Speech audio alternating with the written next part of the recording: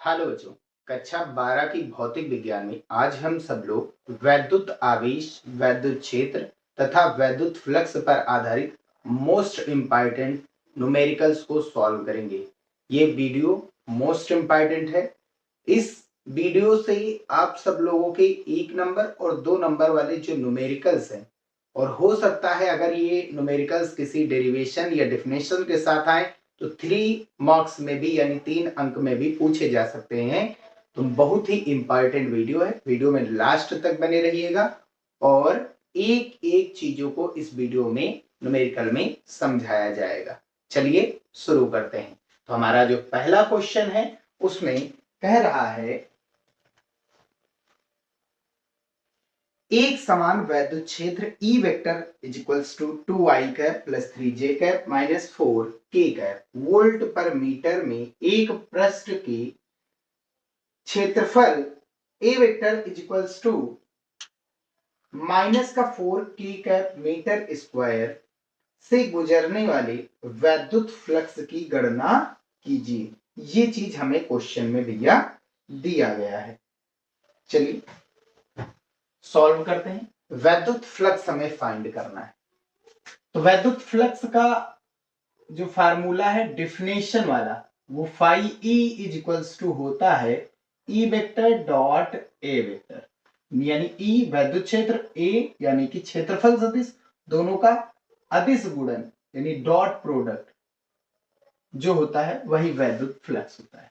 तो E vector हमारा कितना है 2i cap plus 3j cap minus 4k cap, और ए वेक्टर हमारे पास कितना है माइनस का 4k कैप।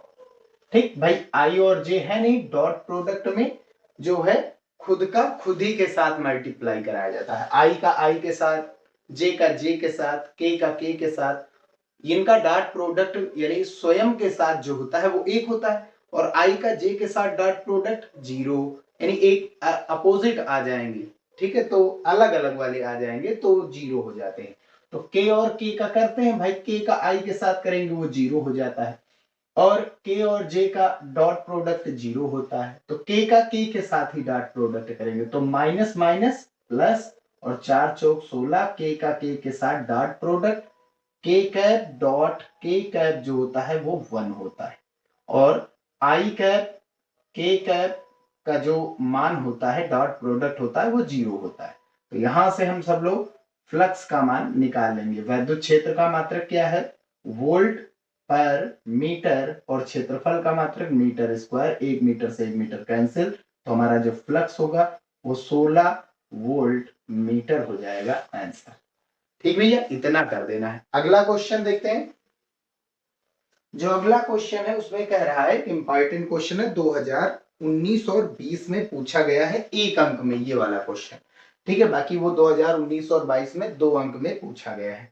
इसमें क्या कह रहा है, एक अनंत लंबाई के क्षेत्र एक समान आवेशित सीधे तार का रैखिक आवेश घनत्व यानी कि लैम्डा 10 गुणा 10 की घात -8 कूलाम पर मीटर है। तार से 2 सेमी दूरी पर उत्पन्न वैद्युत क्षेत्र की तीव्रता ज्ञात कीजिए। इसका उल्टा भी पूछा जा सकता है। कैसे? इस क्वेश्चन का अपोजिट भी आ सकता है। लेमडा और आर आपको दिए जाएंगे, ई निकालना होगा। एक ऐसा क्वेश्चन आएगा जिसमें ई और आर गिवन होगा, हमें लेमडा निकालना पड़ेगा। रैखिक आवेश घनत्व, आवेश का रेखीय घनत्व। ये होता क्या है कि अगर आपके पास एक आवेशित चालक तार है और उससे आर दूरी पर जो उत्पन्न वैद्युत क्षेत्र होता है, यानी पूरे तार पर कितना आवेश है क्यू, और इसके 1 मीटर लंबाई पर जो आवेश होता है वो लैम्डा होता है, और आर दूरी पर उत्पन्न जो वैद्युत क्षेत्र का फार्मूला होता है वो 9 गुणा 10 की घात 9 और इंटू में 2 लैम्डा अपॉन आर होता है। ये बहुत इंपॉर्टेंट क्वेश्चन है। तो सेंटीमीटर को पहले, दूरी का मतलब जो सेंटीमीटर में दिया गया उसको मीटर में लाओ, सेंटी का मतलब 10 की पावर -2 और ये हो गया मीटर, और लैम्डा 10 गुणा 10 की घात -8, सी मतलब कूलाम पर मीटर। इसी फार्मूले में हम वैल्यू डाल देंगे 9 इंटू 10 की पावर 9 और इंटू में 2 लैम्डा की वैल्यू 10 की घात 1 प्लस का 8 माइनस का, तो बचेंगे माइनस के 7, और बटे में आर, आर आपके पास कितना है 2 गुणा 10 की घात -2। ये कैंसिल आउट हो गया। अब -2 है, ऊपर गया तो +2 हो जाएगा, और 9 और 2 11, 11 में से 7 गए, कितने बचेंगे आपके पास? 4 जीरो बचेंगे, और इनटू में कितना बच रहा है आपके पास? 9। ये मिल गया आपका वैद्युत क्षेत्र, और वैद्युत क्षेत्र का मात्रक न्यूटन पर कूलाम कहो आप चाहे, और चाहे वोल्ट पर मीटर कह दो यहां से, ठीक है, दोनों होते हैं। ठीक, वैसे एक एमसीक्यू अगर आएगा वैद्युत क्षेत्र के मात्रक का तो वोल्ट पर मीटर ही ऑप्शन में होगा, ये नहीं होगा। अब क्वेश्चन नंबर 3 एक बहुत ही बेहतरीन क्वेश्चन है। एम द्रव्यमान व क्यू आवेश का एक कण एक समान वैद्युत क्षेत्र ई में विरामावस्था से चलकर डी दूरी तय करता है।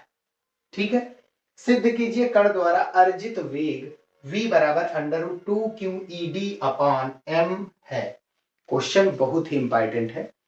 इस क्वेश्चन को हमने ले लिया, 2023 में ये पूछा गया है, बेहतरीन क्वेश्चन था, तो इसलिए m द्रव्यमान और q आवेश का एक कण है, एक समान वैद्युत क्षेत्र। एक समान वैद्युत क्षेत्र क्या होता है? जिसकी दिशा और परिमाण क्या हो? समान, ठीक है, वो एक समान वैद्युत क्षेत्र होता है।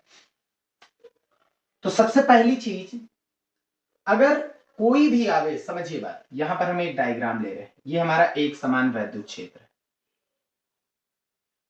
ठीक है। अब इस एक समान वैद्युत क्षेत्र में एक कोई आवेश है, एक कोई कण है, ठीक, ये कण है। इस कण का जो द्रव्यमान है, इस कण का जो द्रव्यमान है वो m है, और इसका जो आवेश है वो q है। अब ये चीज हम जानते हैं, अगर कोई भी आवेश किसी वैद्युत क्षेत्र में जाएगा, आवेश या आवेशित कण वैद्युत क्षेत्र में जाएगा, तो वैद्युत क्षेत्र आवेश पर लगाता है बल। अगर हुआ वो धनावेश तो वो अपनी दिशा में ही बल लगाएगा, ठीक है, बल लगाएगा भाई, विरामावस्था से चलकर डी दूरी तय करता है। भाई चला विरामावस्था से, यानी इसका जो प्रारंभिक वेग है u, वो कितना है आपके पास? 0। और इस पर बल कौन लगा रहा है? भाई इस m द्रव्यमान वाले कण पर बल कौन लगा रहा है? वैद्युत क्षेत्र। वैद्युत क्षेत्र ने बल लगाया, तभी ये गति किया। तो यहां पर जो बल लग रहा है वो वैद्युत क्षेत्र के कारण लग रहा है, और वैद्युत क्षेत्र के कारण जो बल लगता है वो होता है Q इंटू ई। अब क्योंकि यही बल उसको क्या करता है? गति प्रदान करता है। इसी बल के कारण वो गति प्रदान करता है, या गति को पाता है। गति को पाता मतलब पहले इसका वेग क्या था? 0 था, जब बल लगा तो इसका वेग बदला। वेग बदलने का काम कौन करता है? त्वरण। यानी ये जो बल है ये त्वरण भी उत्पन्न कर रहा है, यानी इसके वेग को परिवर्तित कर रहा है, किसके? कण की। तो न्यूटन का द्वितीय नियम लग जाएगा, F बराबर m इंटू ए, कण का द्रव्यमान, और इंटू उत्पन्न त्वरण। त्वरण आपके पास कितना है? a। हम यहां से इस F को यूज नहीं लेंगे, ये वाला ले लेते हैं, यहां पर मान a का मान निकालेंगे तो QE अपॉन कितना आ गया? m आ गया। क्लियर भैया? वैसे इस फार्मूले का यूज हम सब लोगों ने ओम का नियम जब पढ़ रहे थे अनुगमन वेग से, उसमें कर चुके हैं, ठीक है। अब हम करेंगे, यहां पर लगाएंगे फार्मूला, ये गति का द्वितीय समीकरण, v बराबर u plus half AT²। v बराबर, नहीं ये कोई जरूरी, टाइम हमें गिवन नहीं है, वेग की ही ये बात कर रहा है, तो हम तृतीय समीकरण लगाते हैं, v equals to u² plus 2as। अच्छा, जो विस्थापन है वो कितना हो रहा है? विस्थापन कितना हो रहा है? विस्थापन देखिए d विस्थापन हो रहा है, ठीक है। आपके पास जो विस्थापन है वो d है, ये दिया गया है। चलिए इसमें वैल्यू डाल देते हैं, v² मतलब जो वेग को ये प्राप्त करता है, इस बल ने इस कण को जो वेग प्रदान किया है वो v है, और प्रारंभिक वेग इसका कितना है? 0, क्योंकि ये विरामावस्था से गति करता है। विरामावस्था में का वेग जो होता है वो 0 होता है, तो 0 का स्क्वायर 0 ही हो गया, प्लस 2a का मान हमने यहां से पढ़ लिया है, QE अपॉन m, और इंटू में s, विस्थापन कितने का हो रहा है? d का। अब हमको v का मान चाहिए, तो यहाँ 0 इसमें ऐड करेंगे तो कोई मतलब नहीं, यहां से स्क्वायर हटाएंगे रूल लग जाएगा, और आपकी v की वैल्यू बन जाएगी अंडर रूट में 2QEd अपॉन m, और यही हमको प्रूफ करना था। ये बन गया आपका आंसर। ये कम से कम 3 नंबर का ये भी क्वेश्चन आएगा, ठीक है। नहीं 3 नंबर का आया तो 2 नंबर तो फिक्स है इसका। आना। तो ध्यान से देख लीजिएगा। अब क्वेश्चन नंबर 4 की ओर बढ़ते हैं। तो क्वेश्चन नंबर 4 भी एक आसान क्वेश्चन है। क्वेश्चन हमारा है 4, कह रहा एक चालक पर 2.4 गुणा 10 की घात -18 कूलाम धनात्मक आवेश है। बताइए इस चालक पर कितने इलेक्ट्रॉनों की कमी या अधिकता है। भाई इलेक्ट्रॉनों की कमी या अधिकता से ही उस पर आवेश आता है। आवेश हमारे पास प्लस का 2.4 गुणा 10 की घात -18 कूलाम दिया गया। एन का मान बताना है। कितने इलेक्ट्रॉन उस वस्तु से निकले हैं कि उस पर धनावेश आ गया है। भाई धनावेश आया है, इसका मतलब इलेक्ट्रॉनों की क्या आई है, कमी आई है। इलेक्ट्रॉनों की कमी को ही धनावेश, इलेक्ट्रॉनों की अधिकता को ऋणावेश कहते हैं। ठीक, तो यहां से एक फार्मूला हम लोगों ने पढ़ा है, Q is equals to N. ठीक, स्मॉल क्यू लिखिए चाहे कैपिटल क्यू, और एन की वैल्यू निकालेंगे तो ई बटे में चला जाएगा। तो N is equals to Q upon कितना आ गया, ई आ गया। और क्यू की वैल्यू हमारे पास कितनी है, 2.4 इंटू 10 की पावर -18। और ई का मान इलेक्ट्रॉन का आवेश 1.6 गुणे 10 की घात -19। दशमलव बाद एक अंक, दशमलव बाद एक अंक, कैंसिल आउट, 4 से काट दीजिए। 8 से भी कर सकता है, 8 दूनी 16, 8 तिरिक 24। अब ये -19 से ऊपर गया प्लस का 19, 19 में से 18 गए, बचे कितने, एक जीरो इस 3 को दे दो। तो 3 को एक जीरो देंगे, 30 के बटे में 2, कैंसिल आउट करेंगे तो बचे कितने, 15। तो आपका जो नंबर ऑफ इलेक्ट्रॉन हुआ है वो 15 हुआ है। और इलेक्ट्रॉनों की क्या आई है, कमी आई है। इलेक्ट्रॉनों की इसमें क्या आई है, वस्तु में इलेक्ट्रॉनों की कमी आई है। इलेक्ट्रॉनों की कमी आई है। इलेक्ट्रॉनों की कमी से ही उस पर धनावेश आता है। ठीक है भैया, ये आंसर लिख लीजिएगा। अगला क्वेश्चन देखते हैं, क्वेश्चन नंबर 5 क्या है। बढ़ते हैं अगले क्वेश्चन पर। क्वेश्चन अगला हमारा कह रहा है एक घन के केंद्र पर 10 माइक्रो कूलाम का एक आवेश रखा है। घन के एक फलक से निकलने वाले वैद्युत फ्लक्स की गणना कीजिए। ठीक, तो एक हमारे पास घन है। ठीक है, घन जो होता है वो वर्ग से बनता है। और इसमें ये बोला गया है कि घन के केंद्र पर जो है आपका रखा हुआ है आवेश। तो ऐसा कोई रूल नहीं है कि आप घन के केंद्र पर ही आवेश रखिए। आवेश कहीं पर भी वो हो सकता है, कोई जरूरी नहीं कि वो घन के केंद्र पर ही हो। 10 माइक्रो कूलाम का वैसे इन्होंने बताया। अब हमको बताना है कि प्रत्येक फलक से, एक फलक से या प्रत्येक फलक से कितना फ्लक्स निकलेगा। तो सबसे पहली चीज, अगर धनावेश है तो धनावेश के कारण वैद्युत बल रेखाएं बाहर जाएंगी यानी निर्गत होंगी। और फ्लक्स कितना निर्गत होगा, ये गाउस का नियम हम लगा देंगे, Q अपान एप्सिलॉन नॉट, क्योंकि हमें आवेश गिवन है। आवेश कितना दिया गया है, 10 माइक्रो कूलाम। माइक्रो का मतलब 10 की पावर -6 होता है, क्योंकि आवेश का मात्रा कूलाम होता है तो माइक्रो हम हटा देंगे। अब ये वैल्यू यहाँ पर डाल देते हैं। क्यू की वैल्यू कितनी हो गई, 10 की पावर -5 बचेगा। भाई यहाँ पर 1 प्लस, यहाँ 6 माइनस, माइनस का 5। और एप्सिलॉन नॉट का मान 8.85 गुणा 10 की घात -12। ठीक है, ये घन से निर्गत फ्लक्स है। ये नहीं कह रहा है कि एक फलक से दो फलक से, इससे कोई लेना देना नहीं। ये घन से निर्गत फ्लक्स है। अब 12 माइनस के हैं तो ऊपर जाएंगे प्लस के हो जाएंगे। प्लस के 12 से 5 घटाएंगे तो बचा कितना, 7। 1 गुणा 10 की घात 7। अब यहां से एक थोड़ा आगे लेके दे रहे हैं, 8.85 नीचे बचा है, पॉइंट हटाएंगे। पॉइंट के बाद 2 अंक है तो 2 जीरो ऊपर बढ़ जाएगा, 5 से काट दो, 5 एकन 5, 3 इधर आ गया, 5 सते 35, 3 इधर, 5 सते 35। और इसको 5 से काटेंगे तो 20 पंचे 100। एक जीरो इसको दे दिए देते हैं तो टोटल कितना हो गया, ये 200 के बटे में 177 गुणा में 10 की घात कितना, 6। इसका मात्रक क्या होता है, वोल्ट मीटर कह दो या न्यूटन मीटर स्क्वायर प्रति कूलाम कह दीजिए। अब कैंसिल आउट कर लेते हैं। 200 को अंदर लिखेंगे, 177 को बाहर, कितनी बार जाएगा, एक बार जाएगा। घटाएंगे 23 बचा, पॉइंट लगाइए, जीरो बढ़ाइए। अब ये कितनी बार जाएगा, फिर से एक बार जाएगा, 177 एकन 177, तो 23 और 30 53, पॉइंट लगा है, फिर से जीरो बढ़ाएंगे तो 17 3 51 करीब 3 बचेगा। यहां से 1.13 इंटू 10 की पावर 6 आ गया फ्लक्स। यानी संपूर्ण संपूर्ण पृष्ठ से या घन से निर्गत फ्लक्स आ गया, और एक पृष्ठ से निर्गत फ्लक्स कह रहा है, एक पृष्ठ कहे या फिर प्रत्येक पृष्ठ, एक पृष्ठ नहीं, एक फलक, एक फलक कहे या प्रत्येक फलक कह दे, कोई भी चीज कह दे, प्रत्येक फलक से निर्गत फ्लक्स, प्रत्येक फलक से निर्गत फ्लक्स क्या होगा। तो कितने फलक होते हैं, एक दो, एक आगे एक पीछे, एक बाएं एक दाएं, एक ऊपर एक नीचे, टोटल 6 फलक होते हैं। तो घन में कितने फलक होते हैं, टोटल 6। तो 6 फलक से कितना फ्लक्स निकल रहा है, 5e, टोटल इतना। तो एक फलक से कितना निकलेगा, 6 से इतना निकल रहा है भाई, एक से कितना निकलेगा, 5e/6। तो 5e का मान कितना है आपके पास, 5e/6 निकाल लीजिए, एक फलक से निर्गत फ्लक्स, ठीक, 1/6 5e, 1/6 5e की वैल्यू कितनी है आपके पास, 1.13 इंटू 10⁻6।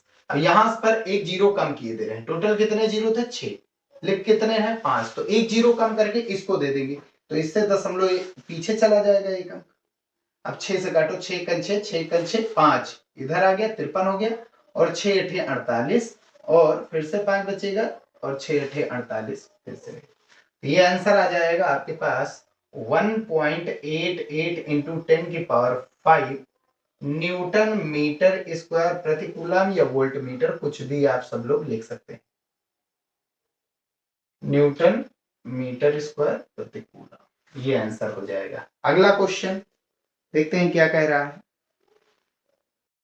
क्वेश्चन नंबर 6 क्या कह रहा है, दो बड़ी पतली धातु की प्लेटें एक दूसरे के बहुत निकट और समांतर हैं। प्लेटों पर विपरीत प्रकार के आवेश के पृष्ठ घनत्वों के परिमाण 17.7 × 10⁻22 कूलाम मीटर की पावर -2 है, यानी कूलाम पर मीटर स्क्वायर है। प्लेटों के बीच वैद्युत क्षेत्र की तीव्रता क्या है। तो प्लेटों के बीच वैद्युत क्षेत्र की जो तीव्रता होती है, ध्यान से समझिए बात भैया, प्लेटों के मध्य वैद्युत क्षेत्र की जो तीव्रता होती है, दोनों सबसे पहली चीज धातुएं हैं, धातु में होते हैं मुक्त इलेक्ट्रॉन, यानी वो चालक होती हैं। धातुएं क्या होती हैं, विद्युत चालक होती हैं, इनको जो भी आवेश देंगे वो इनके सतह पर एक समान रूप से वितरित होगा, सतह पर एक समान रूप से आगे होगा और पीछे भी आवेश होगा, ठीक है। एक पर है प्लस का आवेश और दूसरे पर है माइनस का आवेश, ठीक, एक प्लस दूसरा। अब चाहे चालक हो या कुचालक, इनके बीच जो वैद्युत क्षेत्र होता है, कहीं भी किसी भी पॉइंट पर वैद्युत क्षेत्र की जो तीव्रता होती है वो होती है σ/ε0, चाहे धातु हो चाहे अधातु। अब प्लेटों के मध्य वैद्युत क्षेत्र होता है σ/ε0। अब सिग्मा भी दोनों का सेम ही है, σ1, सिग्मा का मतलब है एकांक क्षेत्रफल पर उपस्थित आवेश। तो पृष्ठ को हम दो तरीकों से आवेशित कर सकते हैं, या तो क्यू दे करके या तो सिग्मा, और दोनों पर बराबर बराबर सिग्मा है, तो क्यू भी बराबर होगा, और वो कितना है 17.7 × 10⁻23, और अपॉन में कितना है ε0 8.85 × 10⁻12। पॉइंट हटाएंगे तो यहाँ जीरो बढ़ जाएगा क्योंकि एक ही अंक, कैंसिल आउट करेंगे तो ये 2 बार जाएगा, 12 माइनस ऊपर गया प्लस, 12 घटाएंगे 23 से तो बचेगा कितना 21, 2 × 10⁻11 न्यूटन पर कूलाम वैद्युत क्षेत्र की तीव्रता का मात्रक हो जाएगा ये आंसर। ठीक है भैया, बहुत इंपॉर्टेंट क्वेश्चन था। अब अगला क्वेश्चन देखते हैं हम सब लोग। अगला क्वेश्चन है हाइड्रोजन क्लोराइड अणु का वैद्युत द्विध्रुव आघूर्ण 3.4 × 10⁻−30 कूलाम मीटर है। अणु में हाइड्रोजन आयन तथा क्लोरीन आयनों पर आवेशों की मात्रा 1.6 × 10⁻−19 कूलाम होती है। आयनों के बीच की दूरी ज्ञात कीजिए। तो एक वैद्युत द्विध्रुव आघूर्ण हमारे पास है, ठीक, कैसे, समझिए बात। हाइड्रोजन आयन और इधर क्या है, क्लोरीन आयन, ये परस्पर कितनी दूरी पर रखे जाते हैं, हमने मान लिया d। वैसे ये दूरी हम सब लोग 2l लेते हैं डेरिवेशन में, तो आप 2l भी ले सकते हैं, बस ये याद रखिए टोटल 2l है ये दूरी। ठीक, अब इनके बीच जो वैद्युत द्विध्रुव आघूर्ण यानी इस द्विध्रुव, इस क्वेश्चन नंबर 7 है, द्विध्रुव की जो तीव्रता है, मतलब क्षमता जो है, जिसको हम सब लोग वैद्युत द्विध्रुव आघूर्ण को हम सब लोग P से लिखते हैं, बराबर कितना दे रखा है, 3.4 गुणा 10⁻⁻30 कूलाम मीटर, ये दे रखा है, या डिबाई भी इसका मात्रक होता है। ठीक, अब हाइड्रोजन पर हम जानते हैं प्लस का कितने इलेक्ट्रॉन की कमी है, 1, तो Q बराबर Ne लगाएंगे। ठीक, धनावेश कमी आई तो धनावेश होगा और अधिकता आई तो ऋणावेश, इसके पर माइनस आवेश होगा।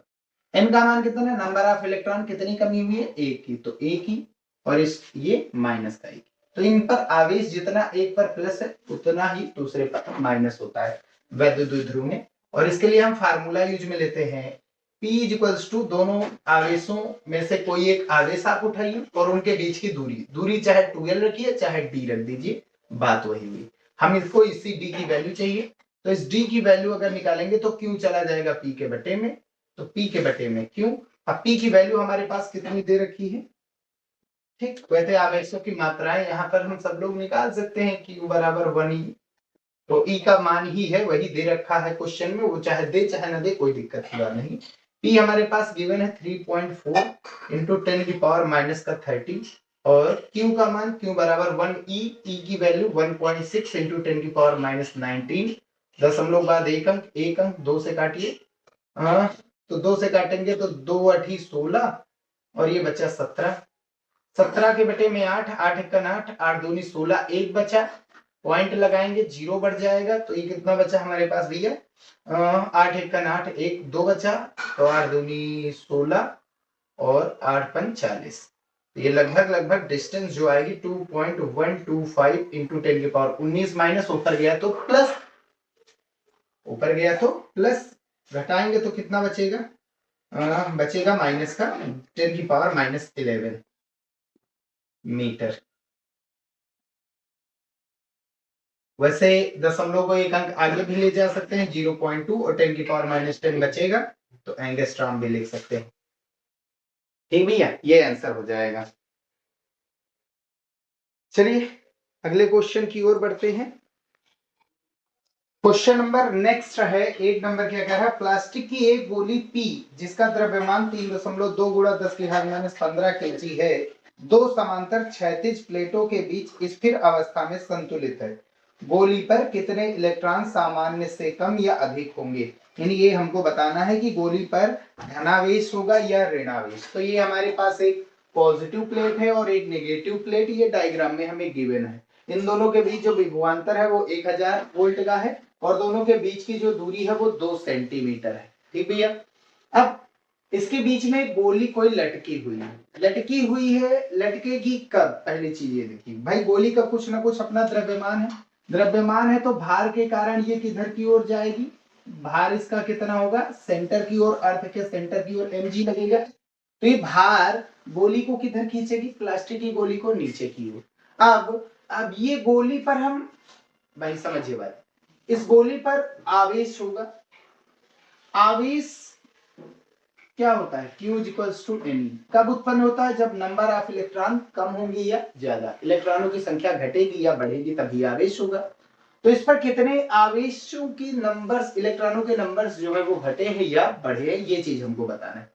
पहले ये चीज बताइए, जो P गोली है ये हवा में क्या रुकी रहेगी, अगर ये रुकेगी तो है नहीं, ऐसे ये नीचे की ओर गिरेगी, और अगर इसको गिरने से रोकना है तो इस पर हमें बल किस ओर लगाना पड़ेगा, ऊपर की ओर। ठीक है, ऊपर की ओर बल लगाना पड़ेगा। अब ये बल आया कहां से, ये बल आएगा, हमने पढ़ाया है आप लोगों को, अभी एक क्वेश्चन बताया है कि अगर कोई आवेशित वस्तु या आवेश, कोई भी आवेश, चाहे वो धनावेश हो और चाहे वो ऋणावेश हो, वैद्युत क्षेत्र भाई एक तरफ प्लस है एक तरफ माइनस, तो प्लस से माइनस की ओर एक वैद्युत क्षेत्र उत्पन्न हो जाएगा। अब ये वैद्युत क्षेत्र धनावेश को पर अपनी दिशा में बल लगाता है और ऋणावेश पर अपनी विपरीत दिशा में बल लगाता है। तो बताओ हमको कौन सी बल की जरूरत है, ये नीचे वाले की कि ऊपर वाले की? तो जाहिर सी बात ऊपर वाले की। तो ऊपर वाला बल किस पर लगता है? ऊपर वाला बल कब लगेगा? जब ऋणावेशित वस्तु होगी। तो P कौन सी आवेशित वस्तु है? ऋणावेशित वस्तु है। तो इलेक्ट्रॉन की कमी आई है या अधिकता आई है? तो इलेक्ट्रॉन की कमी आती, इलेक्ट्रॉन मतलब नेगेटिव, नेगेटिव कम हुआ तो पॉजिटिव ज्यादा, और अगर नेगेटिव ज्यादा हो गया पॉजिटिव कम, तो इसका मतलब वो ऋणावेशित हो जाएगी। ऋणावेशित होने का मतलब उस पर इलेक्ट्रॉन ज्यादा है और प्रोटॉन कम है। ठीक है, धनावेशित मतलब इलेक्ट्रॉन कम है प्रोटॉन ज्यादा है। क्लियर बात भैया?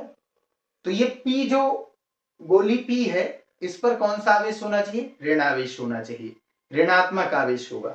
अब वो कितना ऋणावेश होगा, नंबर ऑफ इलेक्ट्रॉन कितने इस पर ज्यादा है कि इस पर आवेश क्या आया? ऋणावेश आया। क्यों आया? जो भी होगा। तो हम ये जानते हैं कि जो F होगा वो संतुलन की स्थिति के लिए जो आपका F होगा वो किसके बराबर होना चाहिए? mg के बराबर होना चाहिए। F आपका है क्या? F कौन लगा रहा है भाई? वो इस P पॉइंट कैसा है हमारा? ऋणावेशित है। और ऋणावेश पर जो बल लगाता है, कौन लगाता है भाई? बल लगाएगा वैद्युत क्षेत्र। कितना बल लगाता है? EQ। तो ये जो हमारा बल है ये EQ हो जाएगा। अब बात आ रही है E की वैल्यू कैसे निकलेगी? E बराबर विभवांतर बराबर वैद्युत क्षेत्र बराबर विभवांतर बटा दूरी होती है। विभवांतर है कितना? 1000, और दूरी हमारे पास कितनी है? 2 सेंटीमीटर को मीटर में चेंज करेंगे 10 की घात -2। अब 2 एकम 2, 2 पंची 10। अब 2 जीरो माइनस ऊपर गए प्लस, और 2 जीरो पहले से ही थे तो 2 और 2 हो गए 4। तो 5 गुणा 10 की घात 4 वोल्ट पर मीटर कह दीजिए, न्यूटन पर कूलाम कह दीजिए, दोनों मात्रक होते हैं। तो ये वैल्यू उठा करके अगर हम यहां पर डाल देते हैं तो हमको चाहिए क्या? Q इक्वल्स टू NE लगा देते हैं, N इंटू E। ठीक भैया, और ये हो गया mg। अगर हमको n की वैल्यू चाहिए तो E कहां चला जाएगा? बटे में। तो n इक्वल्स टू कितना आ जाएगा? mg के बटे में E इंटू E। m कितना हमारे पास गिवन है? 3.2 इंटू 10 की पावर -15, और g की वैल्यू हम रखेंगे 10, और बटे में E की वैल्यू कितनी है हमारे पास? इलेक्ट्रॉन का आवेश 1.6 गुणे 10 की घात -19 होता है, और इंटू में वैद्युत क्षेत्र कितना है? 5 गुणा 10 की घात 4। ठीक है भैया, कैंसिल आउट करिए, 2 बचा, 5 एकम 5, 5 दूनी 10। ठीक है, अब ये सॉल्व करेंगे तो कितना आ गया? 2 दूनी 4। अब यहां से देखिए 19 माइनस के 4 प्लस के, ठीक, तो बचे कितने? 15। भाई 19 माइनस थे 4 दे दिए तो बचे कितने? 15 माइनस, 15 माइनस नीचे 15 माइनस ऊपर, तो कैंसिल आउट ही। तो कितना आ गया इनका मान? 4। 4 इलेक्ट्रॉनों की क्या आई? कमी या अधिकता? अधिकता आई तभी तो ऋणावेश होगी। 4 इलेक्ट्रॉन की अधिकता हो, यानी गोली पर 4 इलेक्ट्रॉन अधिक होंगे, अधिक होंगे तो इस पर कुछ Ne आवेश आएगा। Ne का मतलब 4E आवेश आएगा, वो भी कैसा? ऋणावेश। इस ऋणावेश के कारण वैद्युत क्षेत्र इस पर विपरीत दिशा में बल लगाएगा, यानी EQ ऊपर और भार किस ओर है? नीचे की ओर। तो ऊपर की ओर जब वैद्युत क्षेत्र इस पर बल लगाएगा और इसका भार किस ओर जा रहा है? नीचे, और वैद्युत क्षेत्र इस पर किस ओर बल लगा रहा है? ऊपर। तब ये क्या आ जाएगी? लटकी हुई रहेगी हवा में। ठीक है, तो उसके लिए कितने इलेक्ट्रॉन की आवश्यकता है? अधिकता होनी चाहिए P वाली गोली पर 4 इलेक्ट्रॉन अधिक होंगे, तब जो है ये बैलेंस होगा, जितना ऊपर बल उतना ही नीचे भार। अगला क्वेश्चन देखते हैं, लास्ट क्वेश्चन होगा।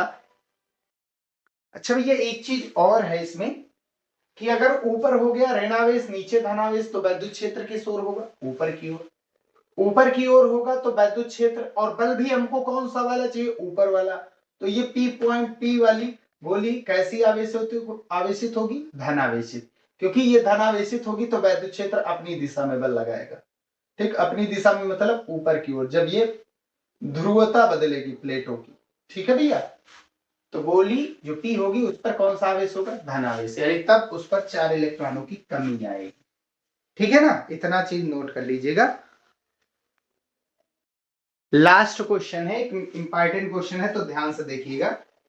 कह रहा है कि एक वैद्युत किसी वैद्युत द्विध्रुव में +20 माइक्रोकूलाम तथा -20 माइक्रोकूलाम के आवेश एक सेमी दूरी से विभेदित है। ठीक,